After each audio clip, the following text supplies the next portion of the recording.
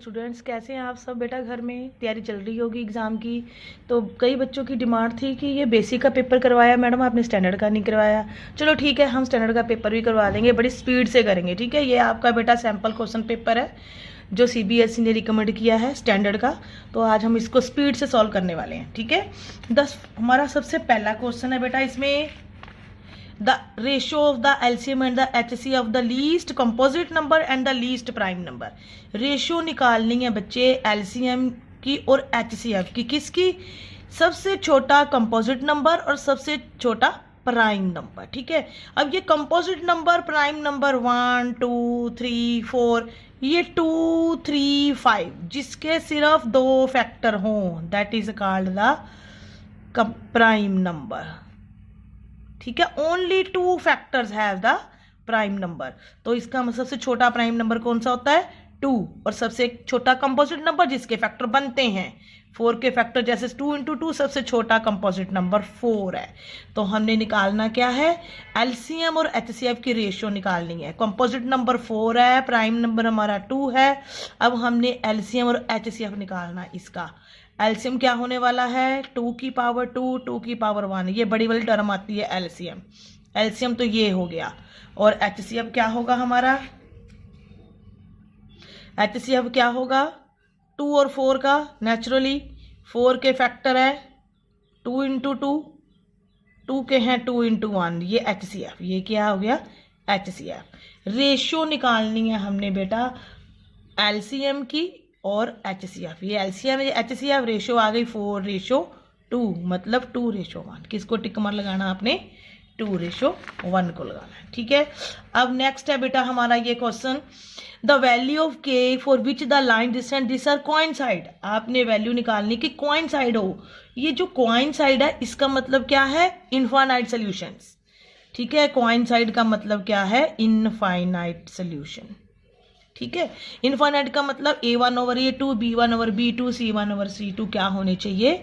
Equal होने चाहिए। ठीक है, इनफाइनाइट कर लेते हैं फटाफट स्पीड से। ये A1 है, ये B1 है, ये C1 है। A1/A2, B1/B2, C1/C2। 5 ओवर हमारा ये A1 है, ये A2 है। 5/15 ये आ गया हमारा। B1 और B2 क्या होगा? 7/21। ये आ गया हमारा 3/K। ये भी 1/3, ये भी 1/3। तो नेचुरली यहाँ अगर हम लेंगे 1/3 इज इक्वल टू 3/K, तो K की वैल्यू क्या आने वाली बेटा? 9। किसको टिक मार लगाना है आपने? 9 को। ठीक है, अब हमारा ये नेक्स्ट क्वेश्चन है, a girl walks 200 metres towards east. ये ईस्ट, ठीक है, ये बना लेते हैं हम। ये देखो बेटा, ये हमने बना लिया। 200 कितना गया? 200 चला गया। ठीक है, 150 क्या हो गया? फिर ये नॉर्थ आ गया 150। डिस्टेंस निकालो स्टार्टिंग पॉइंट से। नेचुरली पाइथागोरस लगने वाली है, नेचुरली लगने वाली है ना पाइथागोरस थ्योरम। ठीक है, वही लगेगी ना। तो इसकी वैल्यू क्या आएगी? इन दोनों का स्क्वायर का जोड़। पाइथागोरस पता ना क्या होता है बेटा? स्पीड से करेंगे। ये आपका सॉल्व करके आ गया 4000 प्लस ये 15 को 15 से मल्टीप्लाई करेंगे, क्या आ जाएगा? 225 आ जाएगा बेटा। सॉल्व करके आएगा आपका 0 0 0 5 6 0 0 5 2 6। ये किसका स्क्वायर है? ये 6 2 5 किसका स्क्वायर है बेटा? 2 5 और 0 250। तो हमारा 250 है यहाँ कोई आंसर। 250 में टिक मार लगाएंगे। ठीक है जी, बड़ा इजी है। नेक्स्ट है हमारा question, the length of the diagonal of the rhombus are this and this, then the length of the altitude of the rhombus. क्या निकालना है? Length of the altitude of the rhombus. ये थोड़ा सा question है देखने वाला हमारा। देखो बेटा, the length of the diagonal of the rhombus, जो डायगोनल की लेंथ है वो दी है। ये एक डायगोनल हमारा 24 है, ये 24 है, ये 32 है, ये 32 है। बड़े वाला छोटे वाला क्या है? 24 है। वो कहता है लेंथ ऑफ एल्टीट्यूड निकालो रोम्बस के ऊपर। रोम्बस का एल्टीट्यूड ये होने वाला है, एल्टीट्यूड ये होता है। अब एल्टीट्यूड कैसे आए? सबसे पहले तो डायगोनल गिवन और तो कुछ गिवन ही नहीं है, तो हमने क्या करना है, स्पीड से देखना है इसका डायगोनल का एरिया, अपना दिमाग घुमाना, डायगोनल का एरिया क्या होने वाला है। डायगोनल का एरिया होता है, रोम्बस का एरिया होता है डायगोनल की फॉर्म में half of d1 into d2। आपका डायगोनल 1 मल्टीप्लाई डायगोनल 2 हाफ, आपका एरिया ये आ गया 384। अब हम ऐसा कर सकते हैं कि ये जो 384 है ये क्या है, एरिया ऑफ द रोम्बस, और रोम्बस का area half of diagonal bye diagonal 2 भी होता है, और एक ये भी होता है बेस इनटू हाइट, ये भी तो होता है। ठीक है, अब हमारे पास अगर बेस आ जाए किसी ढंग से तो हाइट तो बड़े आराम से आ जाएगी। ठीक है, बेस कैसे आने वाला, बड़ा इजी है, ये आपका 32 है, हमें पता रोम्बस है वो हाफ ऑफ डायगोनल को कट करती है, तो 32 है तो ये 16 होगा, अगर ये 24 है तो ये हमारा 12 होने वाला है, और पाइथागोरस से हमारा ए बी निकलने वाला है। यहाँ पर ए बी की वैल्यू क्या आने वाली है, 16 स्क्वायर प्लस 12 स्क्वायर, ये आपका हो जाएगा 144 12 का, ये 16 का हो गया आपका 256, ये आपका हो गया 0, ये 0 4, ये किसका स्क्वायर आ गया बेटा 20 का, ये 20 आ गया। ठीक है बेटा, अब ये साइड 20 आ गई, ये बेस हो जाएगा, बेस आ गया 20, हाइट आप यहाँ से फाइंड आउट करोगे। जब आप इसकी हाइट करोगे फाइंड आउट तो आपकी हाइट आने वाली है, ये कैंसिल कर दो यहाँ से, आपकी हाइट आएगी 19.2। देखो हाइट है यहाँ पर 19.2 सॉल्व करने के बाद, यस इसको टिक मार लगाना बेटा। नेक्स्ट क्वेश्चन है, a fair 2 coin is toss, what is the probability getting the eight most 1 head. यहाँ पे एट मोस्ट 1 हेड है, पहले हम सैंपल स्पेस लिखने वाले हैं, सैंपल स्पेस ऑफ 2 कॉइन्स क्या आएगा, सबको पता है 2 हेड्स आएंगे, हेड टेल आ सकता है, टेल हेड आ सकता है, या टेल टेल आ सकता है। अब है हमारे पास at most 1 head, at most 1 head, ये हमने बता रखा है एट मोस्ट 1 हेड क्या होता है बेटा, एट मोस्ट 1 हेड मतलब लेस देन इक्वल टू 1। ठीक है, एट मोस्ट का मतलब होता है कि ज़्यादा से ज़्यादा या इससे ज़्यादा, बिल्कुल नहीं, ज़्यादा से ज़्यादा ये चीज़ होनी चाहिए, इससे ज़्यादा नहीं आना चाहिए, इसके बराबर हो जाए या लेस हो जाए, उसको एट मोस्ट बोलते हैं। जब भी एट मोस्ट आएगा लेस देन इक्वल टू 1। अगर आपको एग्जाम में एटलीस्ट वर्ड आता है, अगर आपको बेटा एटलीस्ट आता है तो आपने greater than equal to 1। At least का मतलब होता है बच्चे आपके कम से कम 33 मार्क्स आने चाहिए फॉर एग्जाम्पल, ज़्यादा से ज़्यादा चाहे आपके 100% आ जाए।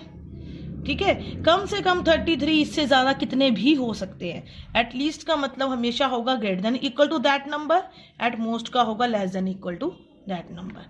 ठीक है जी, तो अब आपका जो क्वेश्चन है वो एट मोस्ट वाला है, मतलब कि 1 और 1 से कम, 1 से कम ये 1 लेंगे, ये 1 लेंगे, 1 से कम मतलब 3/4 को टिक मार लगाना है। ठीक है जी, नेक्स्ट प्रॉब्लम बेटा, ए बी सी क्या है, सिमिलर है पी क्यू आर के, ए एम और पी एन एल्टीट्यूड है, A B C is similar to, देखो A B C similar to P Q R, इसमें ए एम और पी एन क्या है, एल्टीट्यूड्स हैं। तो हमने करना है ए बी स्क्वायर की रेशो हमें क्या गिवन है, A B square over P Q square की रेशो क्या है 4:9, और ए एम और पी एन की रेशो क्या होगी बेटा।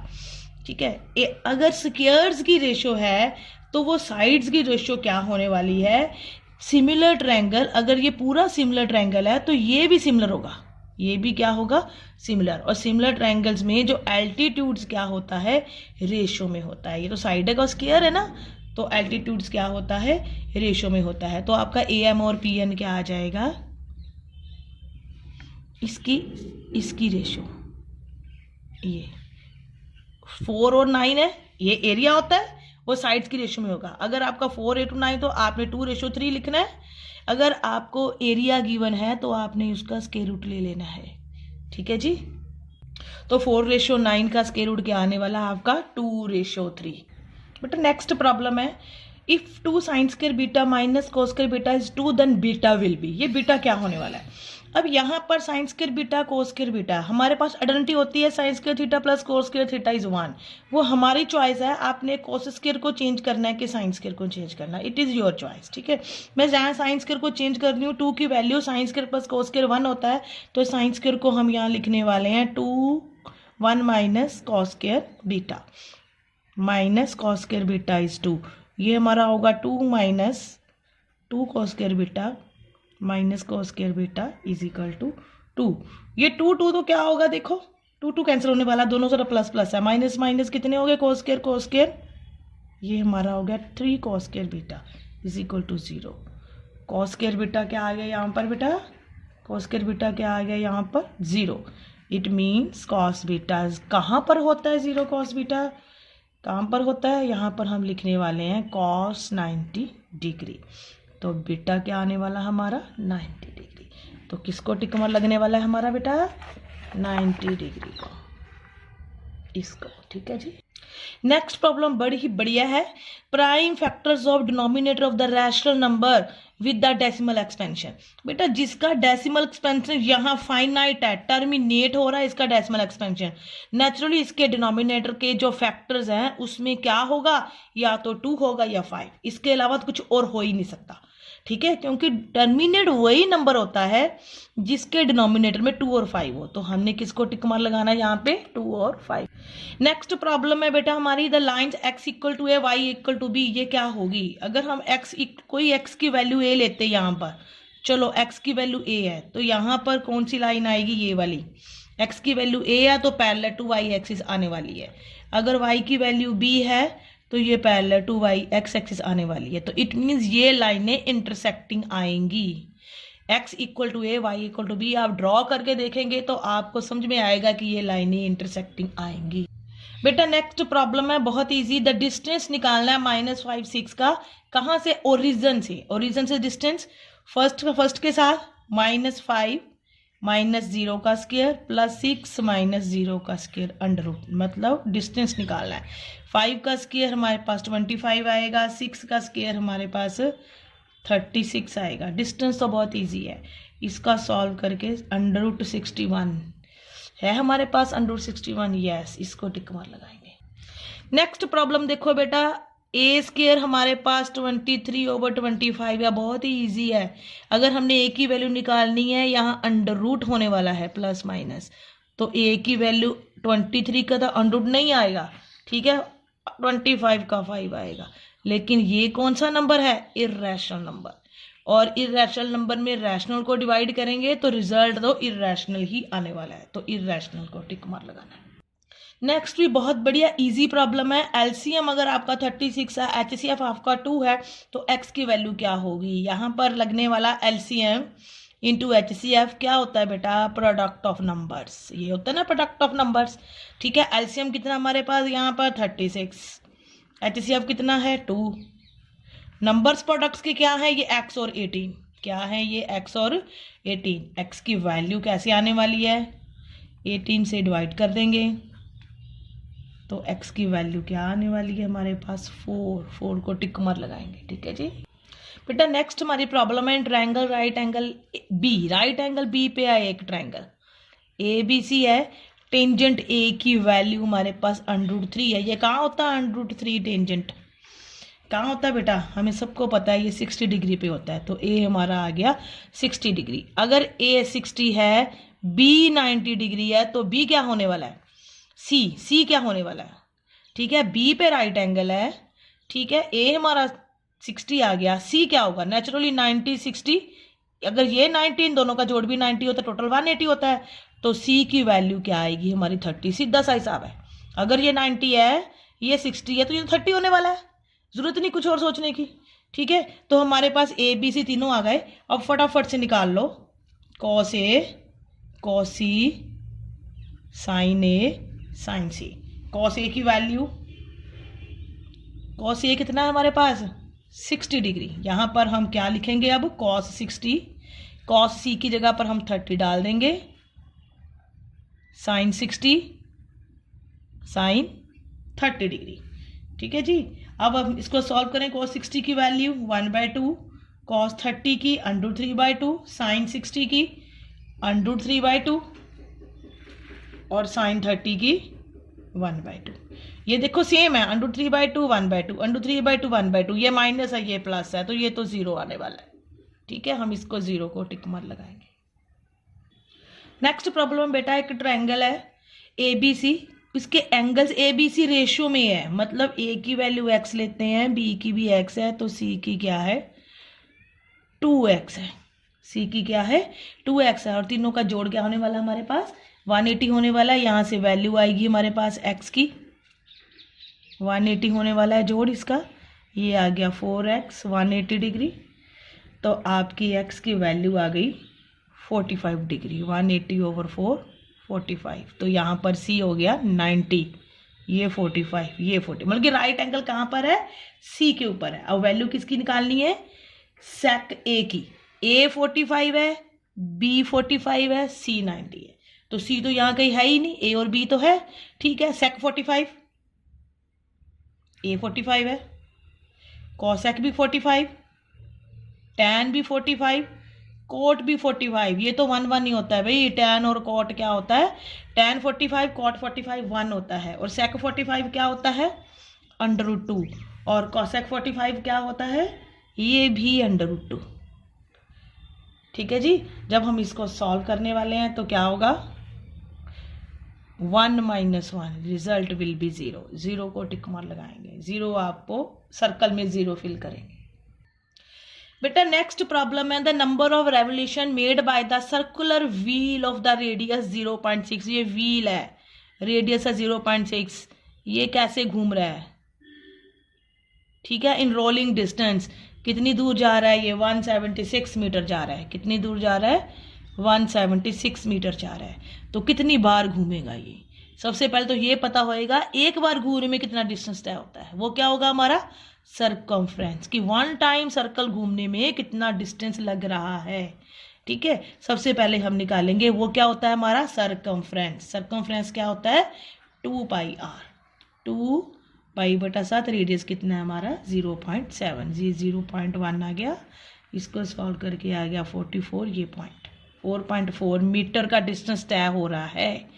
एक रेवोल्यूशन में कितना डिस्टेंस तय हो रहा है बेटा 4.4 मीटर का, कितनी दूर जाना है 170 मीटर जाना है, तो इसका मतलब कितनी बार ये घूमेगा, it mean total distance covered divided by circumference, number of revolutions क्या आएगा बेटा टोटल डिस्टेंस आपका आ गया, टोटल डिस्टेंस कितना है 176, हाउ मैनी, मतलब कि एक बार घूमने में कितना डिस्टेंस लग गया हमारा 4.4, ठीक है 176 4.4, 0 उठा के इधर लगाएंगे, इसको सॉल्व कर दो आप, सॉल्व करके आपका आने वाला है 40 घूमेगा, कितनी बार घूमेगा बेटा 40 टाइम्स रोल करेगा, तो 176 मीटर दूर चला जाएगा। बेटा नेक्स्ट प्रॉब्लम है ए बी सी एक ऐसा ट्रायंगल है, ए बी की वैल्यू 3 है, बी सी की आपकी 2 है, और सी ए की 2.5 है, ठीक है, और ये सिमिलर किसके है डी ई एफ के, कोई बड़ा हो सकता है साइज में, छोटा हो सकता है, मैंने सेम सा बन गया, ठीक है, और ऐसी है कि जो ई एफ है वो हमारे पास 4 है, ई एफ क्या है हमारे पास 4 है, और क्या है पैरामीटर डी ई एफ का निकालो। अब अगर कोई चीज़ सिमिलर है तो साइड्स को रेशियो में लिखते हैं, और उसका पैरामीटर भी रेशियो में होता है, अगर एरिया रेशियो में होता है तो साइड्स का स्क्वायर हो जाता है, लेकिन जब पैरामीटर रेशियो में होता है तो साइड्स रेशियो में ही रहती है, अगर यहाँ पे पैरामीटर लिखेंगे तो साइड्स रेशियो में ही रहेंगी, अगर यहाँ एरिया लिखेंगे तो साइड्स स्क्वायर्स हो जाएंगी, ठीक है, और यहाँ पर क्या है साइड्स रेशियो में है तो पैरामीटर भी रेशियो में ही है, तो यहाँ पर ये साइड्स गिवन है, ये नहीं गिवन है, तो हम सिर्फ ई एफ वाला उठाएंगे, ई एफ का रिलेशन किसके साथ है बी सी के साथ, ये वाला उठा लिया 2 ओवर यहाँ कर लिया 4, ठीक है, और ये पैरामीटर हम निकाल सकते हैं बड़ी इजीली 3 + 2 + 2.5, क्योंकि यहाँ पर क्या होने वाला है तीनों साइड्स गिवन है इस ट्रायंगल की, 3 + 2 + 2.5, यहाँ parameter of D E F वो हमारा जोड़ करके क्या आ जाएगा 7.5, ठीक है, divided by parameter of D E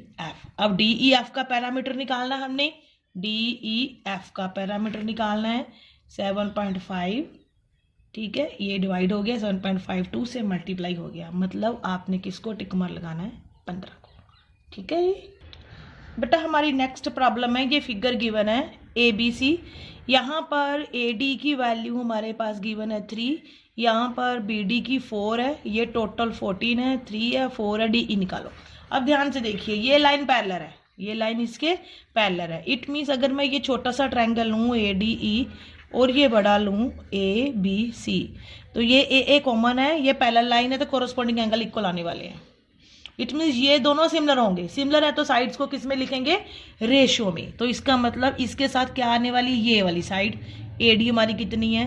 3, और AB नहीं है हमारे पास, ये 4 है, ये 3 है, तो AB टोटल क्या होने वाली है? 7। समझ रहे हो ना मेरी बात? ठीक है, अगर ये इसके सिमिलर है, या 3 आएगा, ये टोटल क्या आएगा?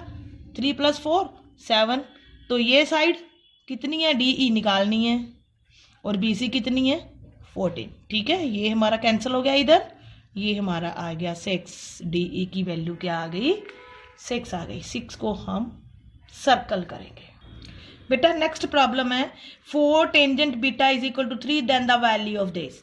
अब देखो 4 टेंजेंट बीटा की वैल्यू गिवन है, हम यहाँ से क्या करेंगे? टेंजेंट बीटा आएगा 3/4। अब इस स्टेटमेंट को इस तरह से कन्वर्ट करेंगे, यहाँ टेंजेंट आ जाए ताकि हमारी एग्जैक्ट वैल्यू यहाँ पर फिल हो जाए। तो टेंजेंट कैसे बनने वाला साइन?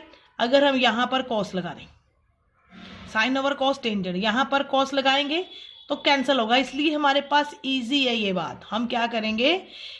हर जगह कॉस से डिवाइड कर देंगे। ये तो कैंसिल होके 1 आ गया, ये भी 1 आ गया, ये टेंजेंट बनने वाला है 4 टेंजेंट।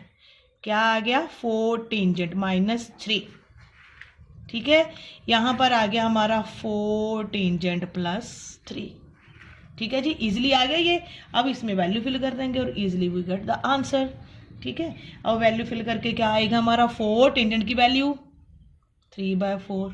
ठीक है, यहाँ पर 4 टेंजेंट की वैल्यू 3/4 + 3, बड़ा इजी तो है। 3 - 1 0 ओवर ये 6 आ गया। रिजल्ट क्या आएगा? 0। रिजल्ट क्या आएगा बेटा? 0। बेटा अब नेक्स्ट प्रॉब्लम देखो, बड़ी ही इंटरेस्टिंग प्रॉब्लम है कि एक पेयर है डिपेंडेंट लीनियर इक्वेशंस का। ये इसका सेकंड क्या होगा अगर डिपेंडेंट बनाना हो? डिपेंडेंट का मतलब क्या होता है? वही कोइंसाइड, वही इनफाइनाइट सोल्यूशन, वो डिपेंडेंट सोल्यूशन होता है। ठीक है, अब ये हमारे पास है -5x 7y = 2। पहले तो यहाँ पर देखो कोई भी इक्वेशन 0 वाली, यहाँ 0, यहाँ 0, यहाँ, इसको भी 0 में कन्वर्ट करो, -2 = 0 कर लो, थोड़ा इजी हो जाएगा।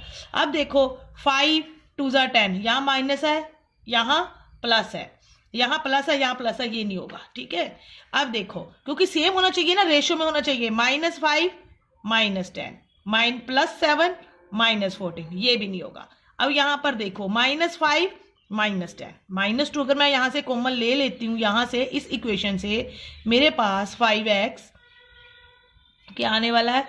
-7y -2। यहाँ भी यहाँ माइनस आया, कॉमन बाहर लिया, मेरे पास क्या आ रहा है? 5 -2।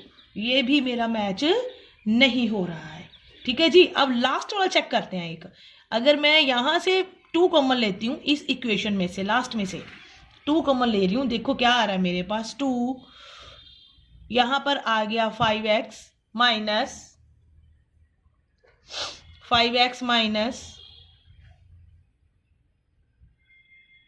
-7y +2। अब इस इक्वेशन को देखो, अगर मैं माइनस कॉमन लेती हूँ स्टेटमेंट से, 5x -7y +2, यही मैच कर रही इसके साथ।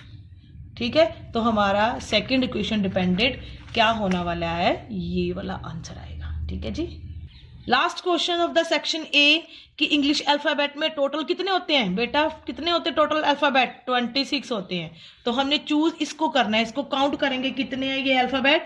1 2 3 4 5 6 7 8 9 10 है। लेकिन काउंट करो कौन सी चीज दोबारा आ रही है। एक तो M 2 बार आ रहा है, ठीक है, एक A आ रहा है 2 बार, और तो कुछ तो नहीं आ रहा है। तो 8 बच गए टोटल। टोटल कितने हैं हमारे पास? M A T H E I C S, क्योंकि 2 बार आ गए, उसको 1 टाइम काउंट करना है। 1 2 3 4 5 6 7 8। तो हमारा रिजल्ट होने वाला है 8/26।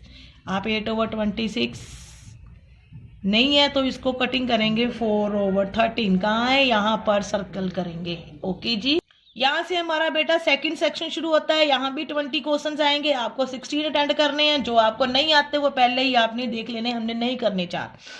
ये हमारा 21 क्वेश्चन है। Sum of the 2 number is 1215। HCF is 81। बेटा दो नंबर्स का जोड़ हमारे पास ये है, x प्लस वाई ले लो। ये HCF क्या है इन दोनों का? HCF इन दोनों का HCF क्या है? 81। इट मीन्स 81 इसका भी मल्टीपल होगा, 81 इसका भी मल्टीपल होगा। ये बात बनेगी ना, ठीक है। तो फिर इन दोनों का जोड़ क्या आने वाला है हमारे पास? थोड़ा दोबारा से करते हैं इस हमको बेटा। HCF 81 है टू नंबर्स का, ठीक है। 81 किसी नंबर का HCF है, इट मीन्स 81 का मल्टीपल कोई नंबर, फिर 81 का मल्टीपल कोई और नंबर। उन नंबर्स का सम कितना दिया है? ये है ऐसे, उन नंबर्स का सम कितना दिया है? 1215, ठीक है जी। अब इसमें से x प्लस वाई हम बाहर ले लेंगे तो 81 डिवाइड हो जाएगा इधर, 81 क्या आ जाएगा इधर, या से 81 कॉमन लिया, इधर डिवाइड हो गया, ठीक है। तो हमारा ये आ गया 81 से डिवाइड करेंगे हमारा 15 आ जाएगा, मतलब x प्लस वाई की वैल्यू हमारे पास क्या आ गई? 15। अब ये कह रहे हैं कि then the possible number of pairs of such numbers. आपने पॉसिबल नंबर्स लिखना है कि ऐसे नंबर्स की पॉसिबिलिटी क्या है कि कॉमन कोई को प्राइम हो आपस में वो क्या होने चाहिए, तभी तो HCF 81 तो निकल गया। बाकी नंबर तो आपस में मैच नहीं करने चाहिए। 81 HCF तो निकल गया, वो बाकी नंबर आपस में मैच नहीं करने चाहिए। और हमारा सम क्या बनना चाहिए? 15। सबसे पहले देखो 1 और 14 इसका आपस में को प्राइम है। 1 और 14 क्या है? आपस में को प्राइम है, क्योंकि इसकी कटिंग पॉसिबल नहीं है। उसके बाद क्या आता है नंबर? एक और चूज कर लो। 1 के बाद 2, 15 कैसे बनेगा? अगर हम यहाँ 30 लगाएंगे, ये भी को प्राइम है, एक ये चलेगा, ठीक है। और उसके बाद 3 के बाद हम क्या लेंगे? 12। ये को प्राइम नहीं है, इसको नहीं लेंगे क्योंकि 3 के टेबल में 12 आता है, तो ये पेयर नहीं आएगा। उसके बाद किसकी टर्न है? 4 के बाद क्या आता है?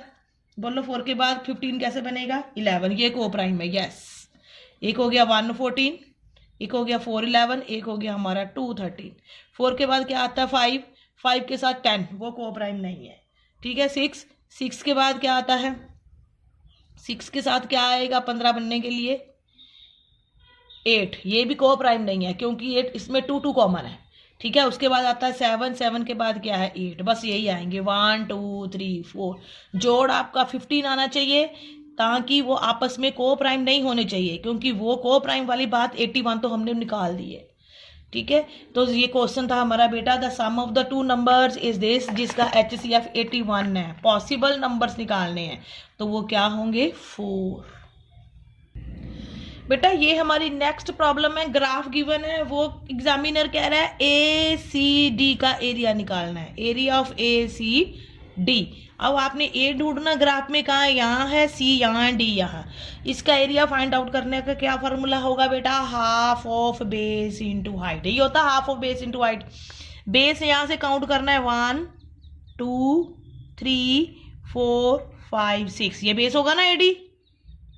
हाफ ऑफ बेस, हाइट पूरे वर्टक से, सी आपकी हाइट है, यहाँ से काउंट करो नीचे कितने खाने हैं आपके डब्बे? 1 2, ये 2 ही है ना बेटा। जब आप इसको करेंगे तो 6 स्क्वायर यूनिट्स को आपने सर्कल लगाना है। बेटा नेक्स्ट प्रॉब्लम है हमारी, if tan alpha is equal to cot alpha is equal to tan 20, और बड़ा इंपॉर्टेंट चीज है ये कि tan 20 और कोट 20 की वैल्यू निकालिए, पावर है 20 में। तो हमारे पास क्या गिवन है? tan अल्फा, कोट अल्फा को हम लिखेंगे 1/tan अल्फा, कोई प्रॉब्लम नहीं है। इसको सॉल्व करेंगे, tan square alpha plus 1 is equal to 2 tan alpha. Calculation तो आती है ना बेटा, ठीक है। tan alpha minus 2 tan alpha plus 1, ये देखो ये हमारा a square plus B square minus 2ab दिख रहा है सबको बेटा? a square plus B square minus 2ab, ये हमारा क्या होने वाला है? a माइनस बी का whole square. It means tan alpha की वैल्यू 1 आ गई। कहाँ होता है tan अल्फा 1 भाई? सबको पता है कहाँ होता है tan अल्फा 1? 45 के 45 पे होता है ना tan अल्फा 1, ठीक है। तो इसका मतलब हमारे पास थीटा आप क्या आ गया? 45। अल्फा की वैल्यू क्या आ गई? 45। और अगर मैं यहाँ पर 45 फिल करूँ तो क्या होने वाला मेरा यहाँ पे, मैं यहाँ 45 फिल करूँ, 10 45 1, 1 की पावर 21, यहाँ पे 45 आ गया, कोड 45 1, उसकी पावर 21, 1 और 1 हमारा रिजल्ट क्या आने वाला है, 2 को सर्कल करेंगे। बेटा ये जो नेक्स्ट प्रॉब्लम है बहुत ही इजी है और बहुत ही इंपॉर्टेंट प्रॉब्लम है, ठीक है। अब देखो 24 में से x प्लस वाई की वैल्यू निकालने के लिए क्या कहा गया है, 217 131y। देखो x की वैल्यू y से मैच कर रही है, y की वैल्यू x से मैच कर रही है, यहाँ x है, x की वैल्यू y से मैच कर रही है, y की x से मैच कर रही है। जब भी कभी ऐसा हो तो जब आप ऐड करोगे या सब्ट्रैक्ट करोगे आपका सेम रिजल्ट आने वाला है, ठीक है जी। और अगर हमें x प्लस वाई चाहिए, अगर हम इसको ऐड करेंगे तो मेरे पास आने वाला है ये 8 4 348, यहाँ भी 348 y, तो यहाँ पर ऐड करेंगे 0 4 7, ये आ गया, ठीक है। अब 348 यहाँ से कॉमन आ रहा है ऐसे, ठीक है। अब मैं इसकी वैल्यू अगर निकालूं x प्लस वाई 348, ठीक है। अब देखो मेरे को नहीं समझ में आ रहा है कि 8 5 जा 40 हो रहा है ना, मल्टीप्लाई करके देख लो इसको 5 से, यही बनेगा। तो मेरा x प्लस वाई क्या आने वाला है 5, तो मैं किसको सर्कल लगाऊंगी बेटा 5 को, ठीक है जी। देखो बेटा अगला बड़ा ही इंटरेस्टिंग सम डाला कि LCM of two prime number p and q का एलसीएम कितना है, 221, ठीक है। Find the value of 3p minus, find the value of 3p minus q. अब एलसीएम 221 है, अब एलसीएम निकाल के देखे जरा 221 का क्या आ रहा है, ये किस पे जा रहा है, किसी पे भी नहीं जाएगा बेटा, ये प्राइम नंबर पे जाने वाला है, ठीक है। तो जो इसके फैक्टर हैं 221 के ये होंगे, और हमें इस बात को याद रखना है कि प्राइम नंबर्स का जो एलसीएम होता है वो हमेशा प्रोडक्ट ऑफ नंबर्स के इक्वल ही होगा, क्योंकि ये प्राइम नंबर्स ही आ गए। तो इसका मतलब जो प्राइम नंबर का एलसीएम है वो क्या हो गया, प्रोडक्ट ऑफ नंबर्स। ये याद रखनी बात आपने, प्राइम नंबर्स का जो एलसीएम है वो प्रोडक्ट है, वो प्रोडक्ट ऑफ नंबर्स के इक्वल ही आएगा, क्योंकि वो एलसीएम है, उसके जो फैक्टर है वो प्राइम ही बने, 2 ही, ठीक है। तो यहाँ p की वैल्यू 13 आ गई, q की वैल्यू हमारी क्या आ गई 17, ठीक है। मैंने p 13 और q 17 लिया, निकालना क्या हमने 3p माइनस क्यू। अब ध्यान से देखो, मैंने तो बाई चांस यहाँ पे p 13 और q 17 ले लिया, लेकिन हमें पता है बड़े से छोटा माइनस करेंगे हमेशा, 3 टाइम p माइनस क्यू, बड़े से छोटा माइनस होता ना। इट मीन्स मैंने गलती से यहाँ, अगर एग्जाम में आपसे ऐसा हो जाए तो आपने सोच लेना है कि मैंने बड़ा नंबर यहाँ लेना था, छोटा यहाँ, क्योंकि हमें थोड़ा ना पता होगा कौन सा लेंगे। एग्जैक्ट में रिजल्ट देख के आपको समझ में आ जाना चाहिए कि ये मेरा क्यू है, ये मेरा p है, ठीक है। 3 × 17 माइनस क्यू हमारा आ गया 13, ठीक है। 51 माइनस 13 ये हमारा हो गया 38 है यहाँ पे, यस 38 को इनसर्कल करेंगे। बेटा नेक्स्ट प्रॉब्लम है हमारी कार्ड वाली, कि कार्ड हमने निकालना है वेल शेप्ड पैक में से what is the probability that neither king nor a queen, ना ही वो किंग होना चाहिए ना ही क्वीन होना चाहिए। ये मैंने आप लोगों के लिए बना रखा है ये कि 52 कार्ड्स होते हैं टोटल, कहीं कोई भी सम आपको एग्जाम में आ सकता है कार्ड से रिलेटेड, आपको ये पता होना चाहिए। 26 रेड है, 26 ब्लैक है, 13 उसके फर्दर पार्टीशन है, ये आपका क्लब स्पेड डायमंड और हार्ट है, 1 से लेकर 13 तक से ये सारे कार्ड हैं। ये आपके फेस कार्ड है बेटा, 12 आपके फेस कार्ड होते हैं। तो क्वेश्चन क्या है कि ना तो किंग होना चाहिए ना क्वीन होना चाहिए। किंग कितने हमारे पास यहाँ पर 4, क्वीन कितने यहाँ पर 4, 8 बाहर निकाल दो। 52 है टोटल हमारे पास कार्ड्स, तो 52 में से हमने क्या माइनस कर देना बेटा, क्या माइनस करना बेटा, 52 में से 8 माइनस कर देंगे। 52 में से 8 माइनस करेंगे तो हमारे पास क्या आएगा 44, और 44 ओवर 52 हमारे पास आने वाला 11/13। हमने 11/13 को क्या कर देना, यहाँ पे सर्कल करना है। नेक्स्ट प्रॉब्लम है बेटा 2 डाइस रोल्ड करनी है, प्रोबेबिलिटी निकालनी है 5 विल कम एट लीस्ट 1, कम से कम 5 क्या आना चाहिए, एक बार आना चाहिए। ठीक है, अब 2 डाइस का केस डिस्कस कर लेते हैं कि सब ने ये बना ही लेना एग्जाम में फटाफट से। 1 के साथ 1 आएगा, 2 के, ये सारे केस है हमें पता है। 36 कौन से केस हैं, 2 डाइस के केस है। यहाँ से क्वेश्चन है 5 will come up at least once, 5 कम से कम एक बार आए, 5 कम से कम एक बार। यहाँ तो इस लाइन में तो आएगा ही, आएगा इस लाइन में 5 5 5 5 5 5, यहाँ 2 बार आ गया, कोई बात नहीं, इस लाइन में भी आएगा। 1 2 3 4 5 6 7 8 9 10 11, इसको 2 टाइम्स काउंट मत करना, बस इतना से याद रखना, क्योंकि ये इस लाइन में भी आ गया बेटा, इस लाइन में भी आ गया, तो इट मीन्स आपकी प्रोबेबिलिटी 12 नहीं 11/36 होगी। ठीक है, इस बात का ख्याल रखना आपने। बेटा हमारी नेक्स्ट प्रॉब्लम है 1 + sin² alpha = 3 sin alpha cos alpha value of cot alpha. अब यहाँ पर आइडेंटिटी नहीं है, ये यहाँ पर थोड़ी सी कैलकुलेशन करनी पड़ेगी हमें। ये हमारे पास है 1 + sin² alpha + 3 sin alpha cos alpha, कोई हमारे पास प्रॉब्लम नहीं है।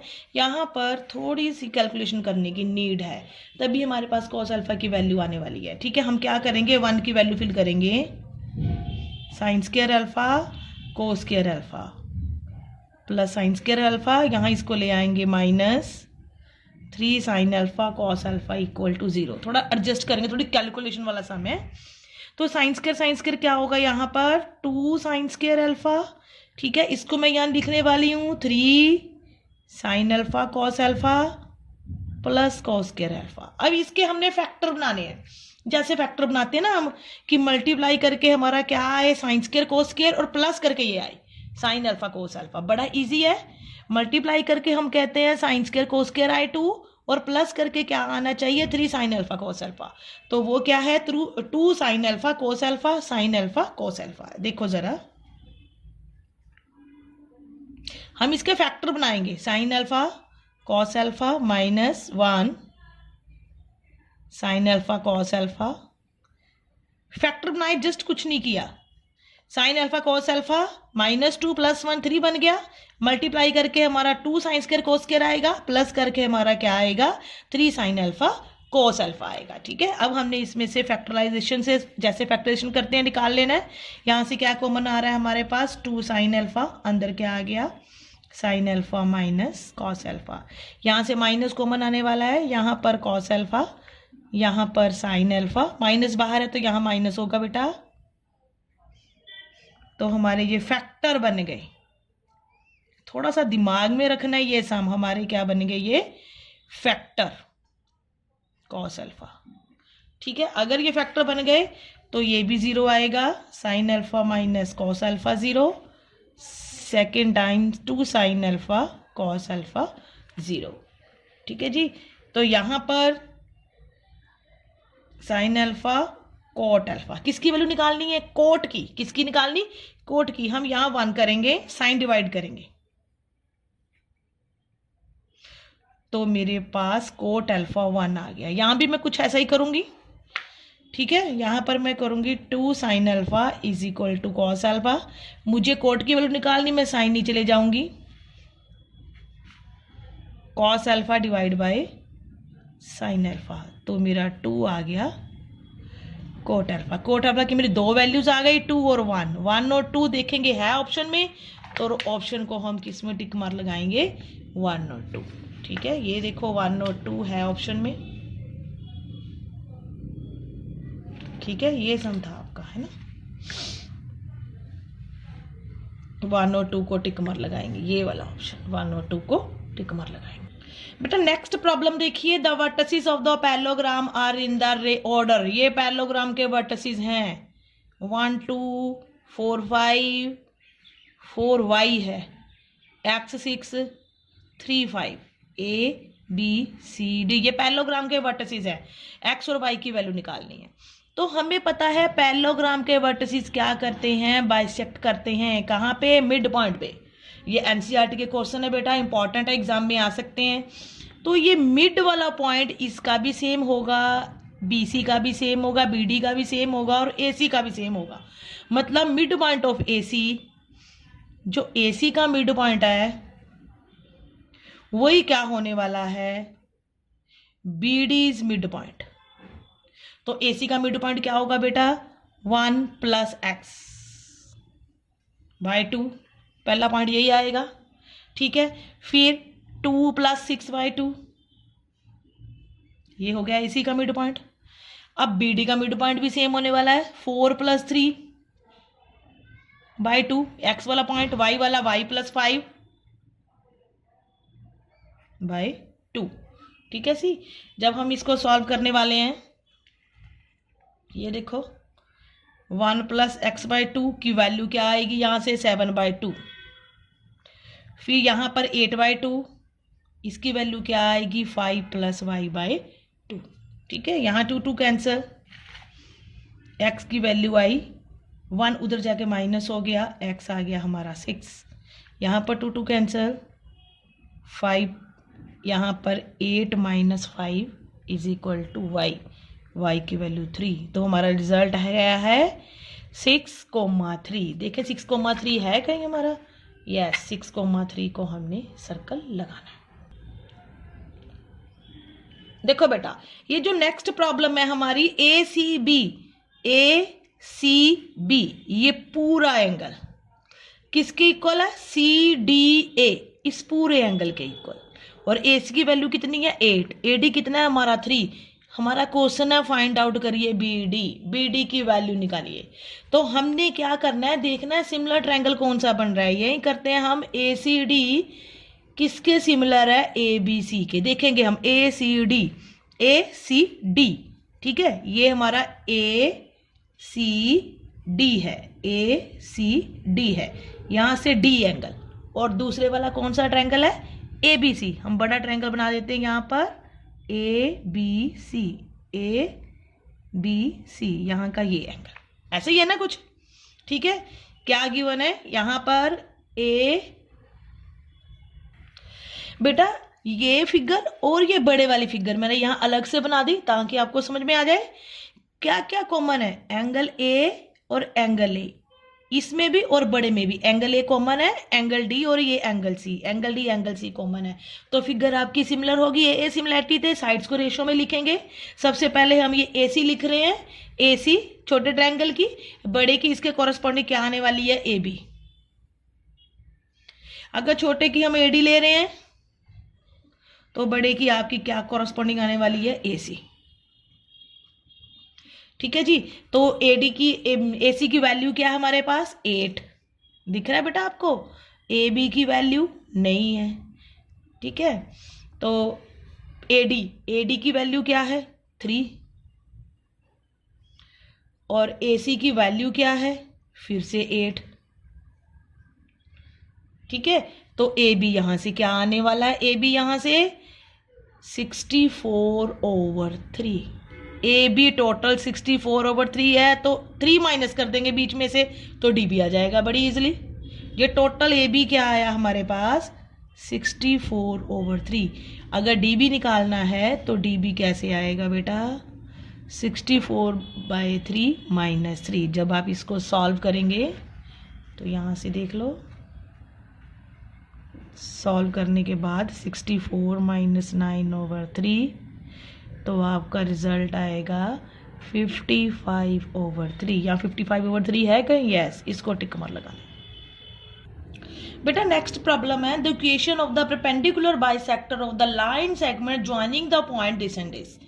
देखो, अगर किसी पॉइंट की ज्वाइनिंग है तो उसका परपेंडिकुलर बाइसेक्टर की इक्वेशन निकालनी है। ये परपेंडिकुलर बाइसेक्टर है, अगर आपने इसकी इक्वेशन निकालनी है, ये वाला पॉइंट इक्वी डिस्टेंस पे होगा, यहाँ पे जितनी दूर यहाँ से है उतनी दूर यहाँ से है। अगर आपने पॉइंट निकालना है परपेंडिकुलर का, ठीक है, तो वो तो जस्ट मिड पॉइंट आ जाएगा। अगर एग्जाम में आ गया ना, पॉइंट निकालो जहां पे परपेंडिकुलर बाइसेक्टर है, तो वो आपने जस्ट मिड पॉइंट निकालना है। इन दोनों का मिड पॉइंट परपेंडिकुलर बाइसेक्टर का पॉइंट हो जाएगा। लेकिन यहाँ पर बेसिक में आता है परपेंडिकुलर पॉइंट निकालो, वो जस्ट मिड पॉइंट निकालना है। लेकिन स्टैंडर्ड में एक ऐसा क्वेश्चन है कि इक्वेशन निकालनी है इसकी, परपेंडिकुलर बाइसेक्टर की, और जो इक्वेशन वाला ये जो पॉइंट है वो कहाँ होगा, कैसे इक्वेशन आएगी, वो यहाँ से इक्वी डिस्टेंस पे होगा। यहाँ से क्या होगा, वो इक्वी डिस्टेंस पे होगा, उसके बेस के ऊपर ये सम होने वाला है। ठीक है, हमें नहीं पता, वो हमने पॉइंट ले लेना कोई एक्स वाई, ठीक है, इक्वेशन निकालने के लिए। ठीक है, तो हम ये जो पॉइंट है पी इक्वी डिस्टेंस है कहाँ से, ए से एंड बी से, मतलब पी का डिस्टेंस ए से और पी का डिस्टेंस बी से सेम होने वाला है। बात समझ में आई, ये क्वेश्चन कैसे करना है। ठीक है, पी का और बी से डिस्टेंस क्या होने वाला है बेटा, सेम। अब पी का पॉइंट एक्स वाई लिया हमने, कोई यहां एक्स वाई ले लिया, ठीक है, पी का पॉइंट एक्स वाई ले लिया हमने, तो हमारा रिजल्ट क्या आने वाला है, डिस्टेंस पी ए का X minus 4 square plus Y minus 5 square आ जाएगा। स्क्वायर पी स्क्वायर स्क्वायर यहाँ पर x प्लस 2 का square, x plus 2 y minus 3, y minus 3 का स्क्वायर आने वाला है। अब देखो इसको सॉल्व करना है हमने फटाफट स्पीड से। A square plus B square minus 2ab, यहाँ पर A square plus B square minus 2ab, यहाँ पर भी बेटा A square plus B square plus 2ab, यहाँ पर आएगा A square plus B square minus 2ab। ठीक है, इसको एक्स स्क्वायर दोनों तरफ कैंसिल, वाई स्क्वायर भी कैंसिल। अब इसको सॉल्व करने के बाद हमारा क्या रिजल्ट आने वाला है वो मैं लिख देती हूँ यहाँ पर। हमारा जब आप इसको सॉल्व करेंगे, आपका सॉल्व करके आएगा ये वाली इक्वेशन। ठीक है, अब आप इसको सॉल्व कर लेना खुद, इसको कैलकुलेशन करोगे फटाफट से, आपका 3x प्लस वाई माइनस 7 को टिक मार्क क्रॉस लगा रहा है।